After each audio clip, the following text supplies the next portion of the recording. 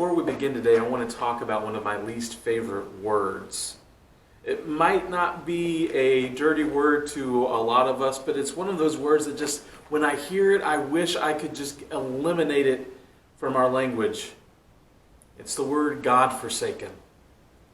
Part of me believes that it just doesn't need to exist because in my mind I kind of get that it's not even a real thing. Like, if for God so loved the world, then everyone's included. It's pretty inclusive language. And if we believe that God is everywhere, then where is there a place where God isn't, where there's a God-forsakenness there?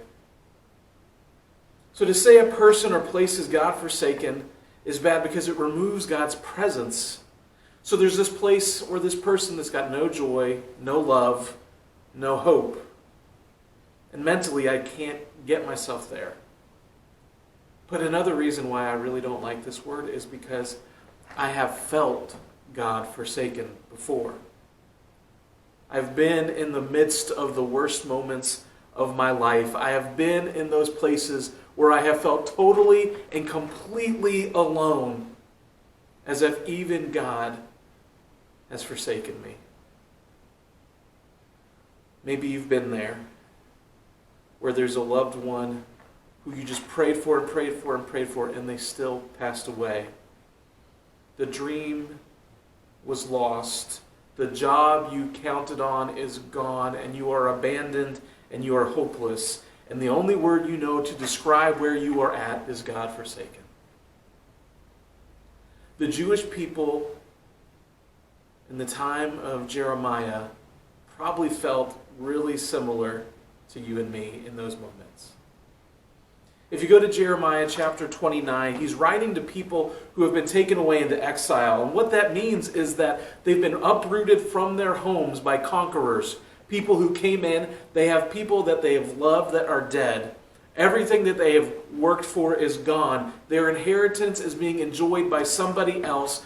Their house is in ruins, and they are now relocated to live as second-class citizens at best in a foreign country where they don't know the language and they don't know their neighbors, and their customs are different, and their faith is different, and their laws are different, and they don't have any hope of ever coming back to where they came from.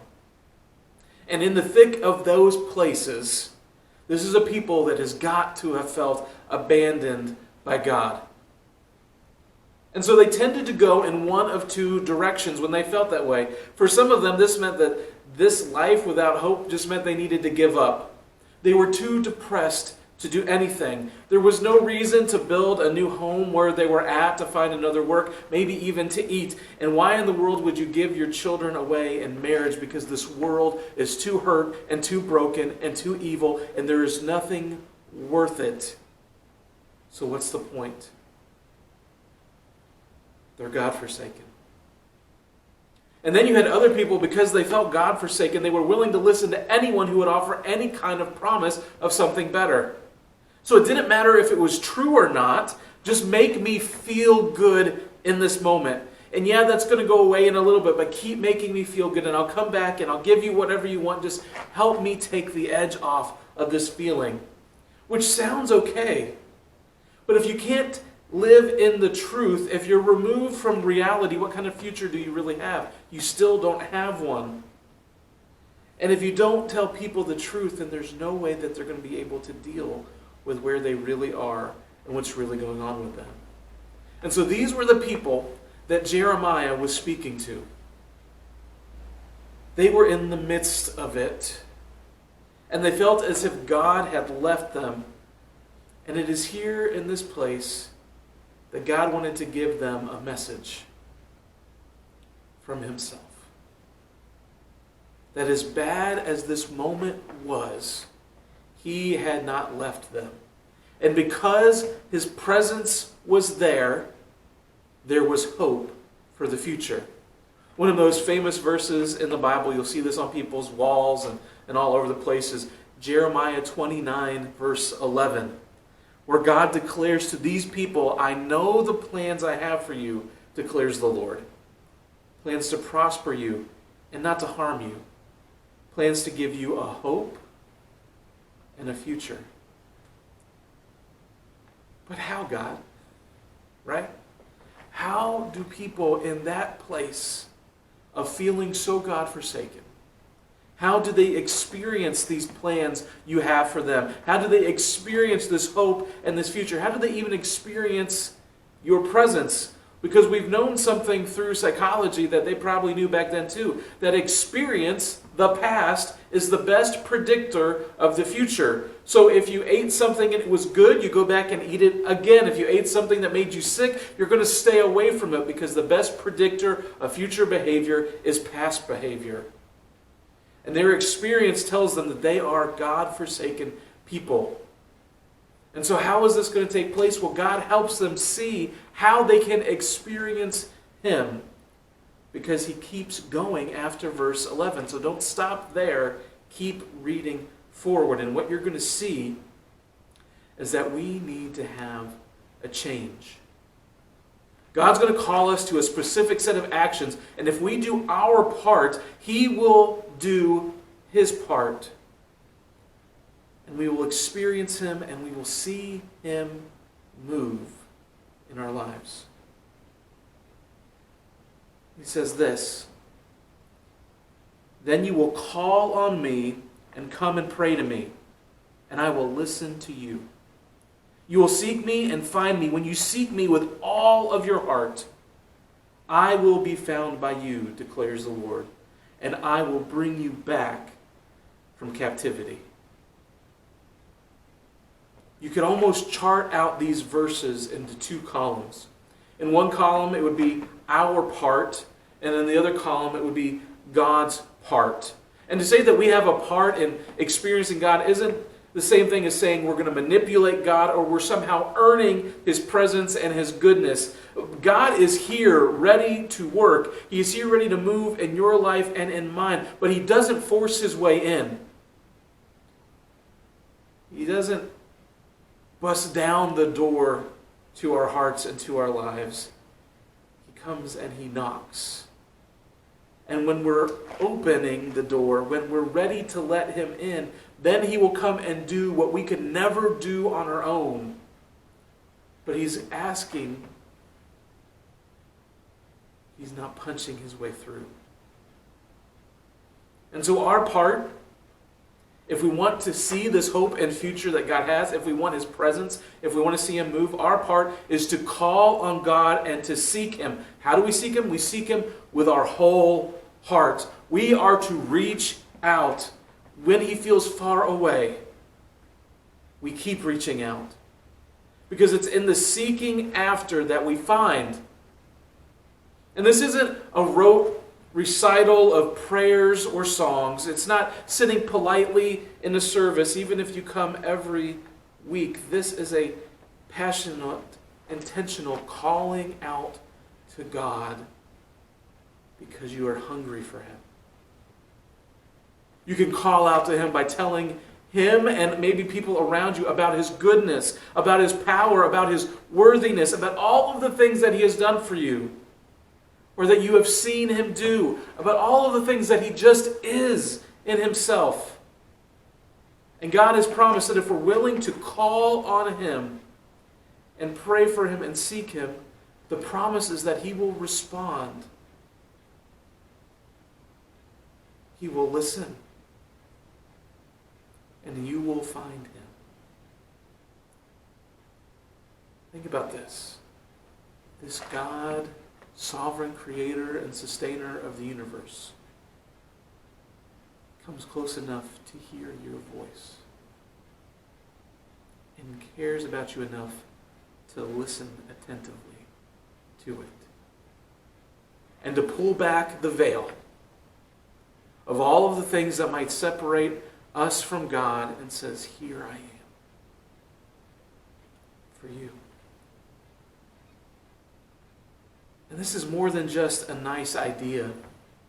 It's one thing to say, yeah, I know God is close, I know God is near, but it's another thing to actually experience Him. And I'm going to tell you, knowing something is near and actually experiencing it is almost always better to go on the side of experiencing Him.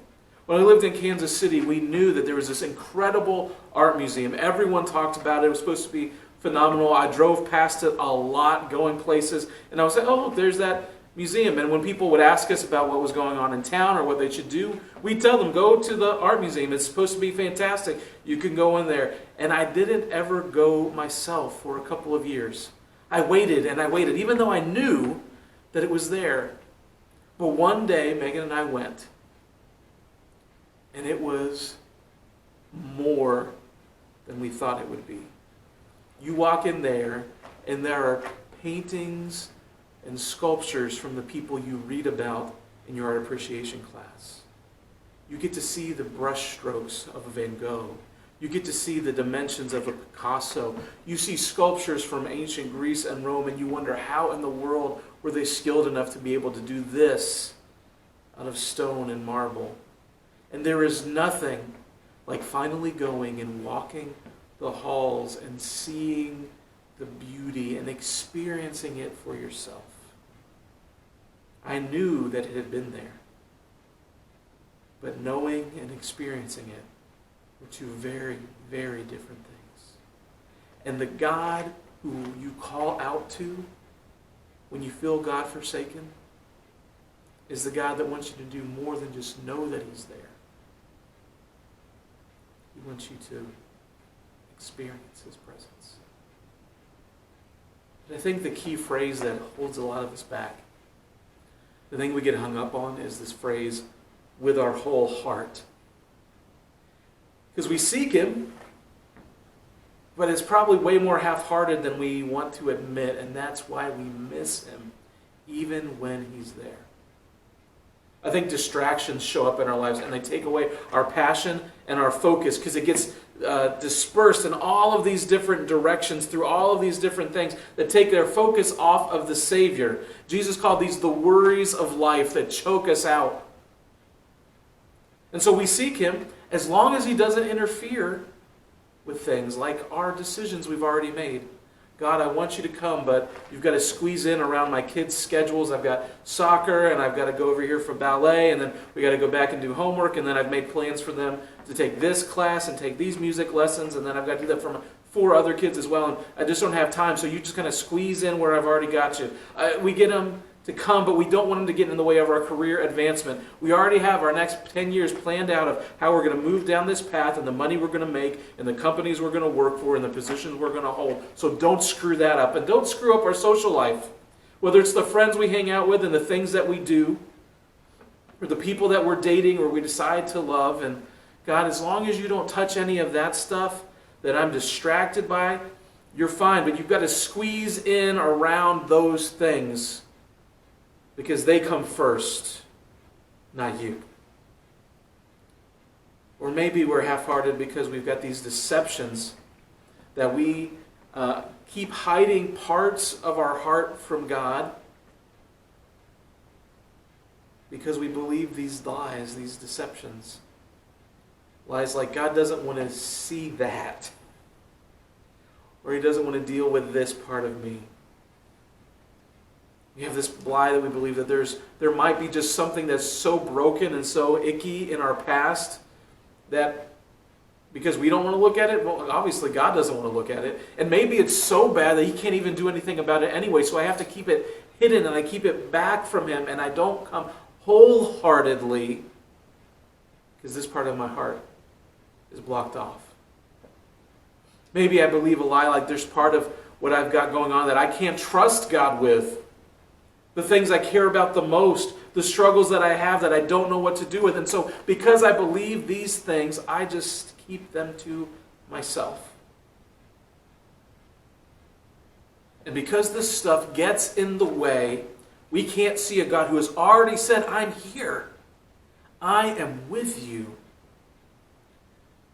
And this is why the call to prayer and fasting matters so much.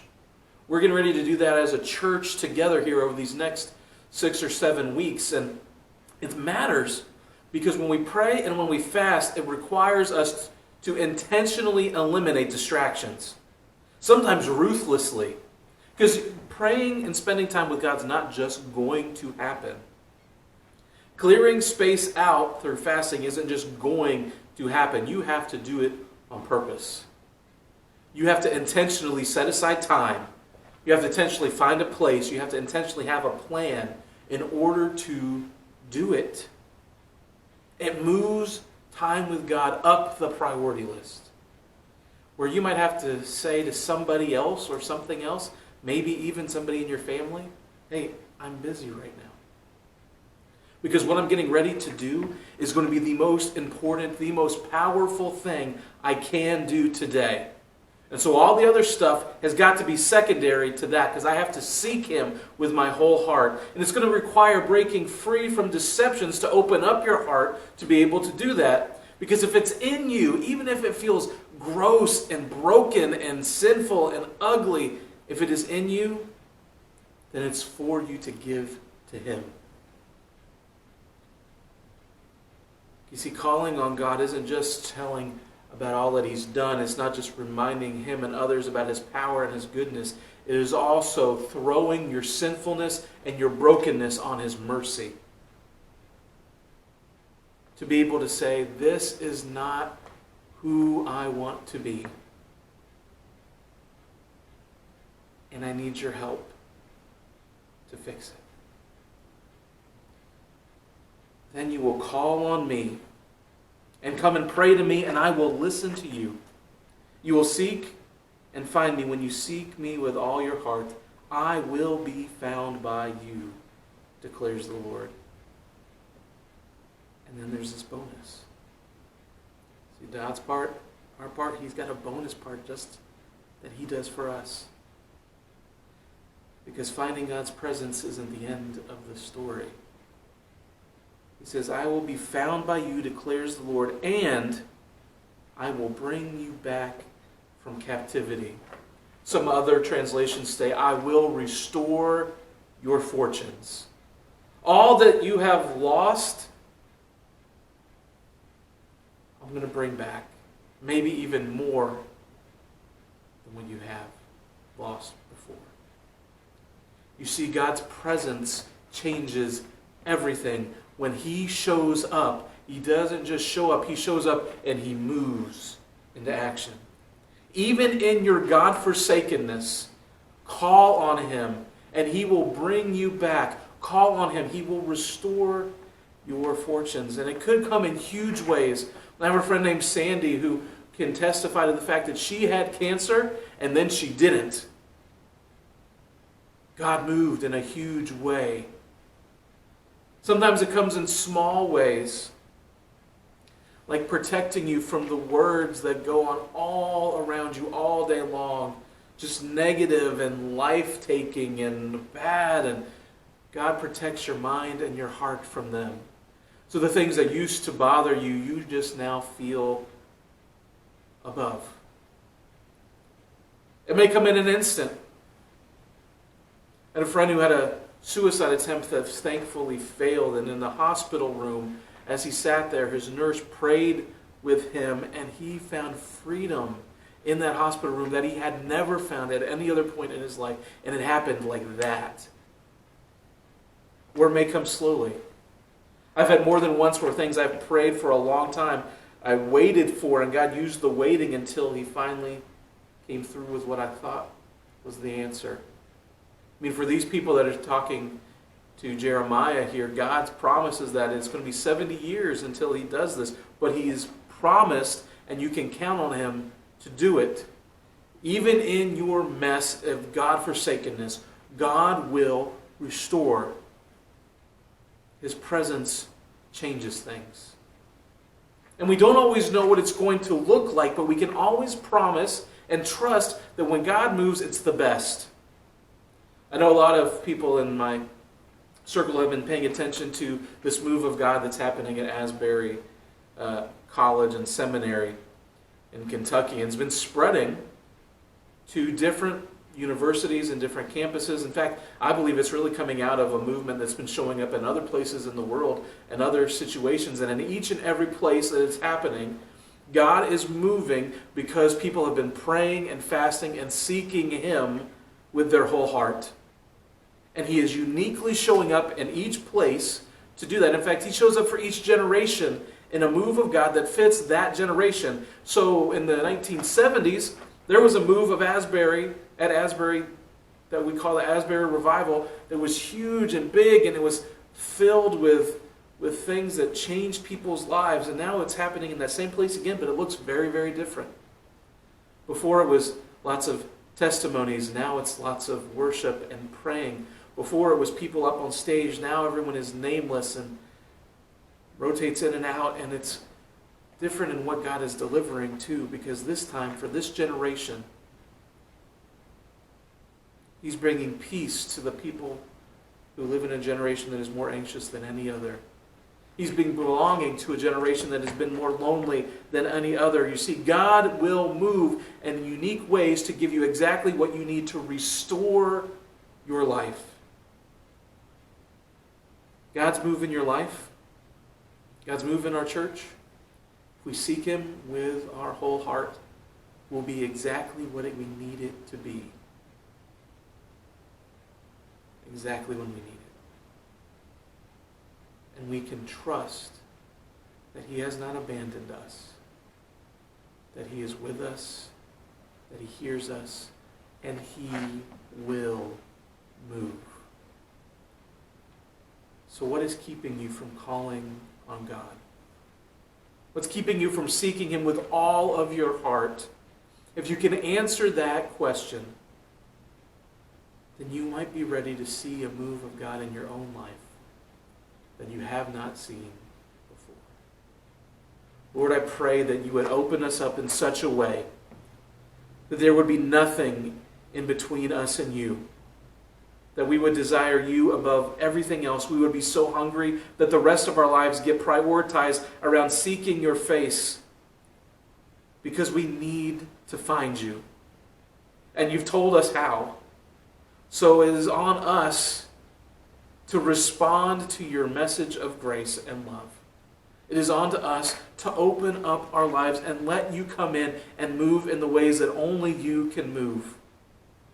Lord, I have no idea what that will mean for each and every one of us, but I know you desire to do it, and what you desire to do will be the best, beyond what we can ask or imagine, according to your power at work within us.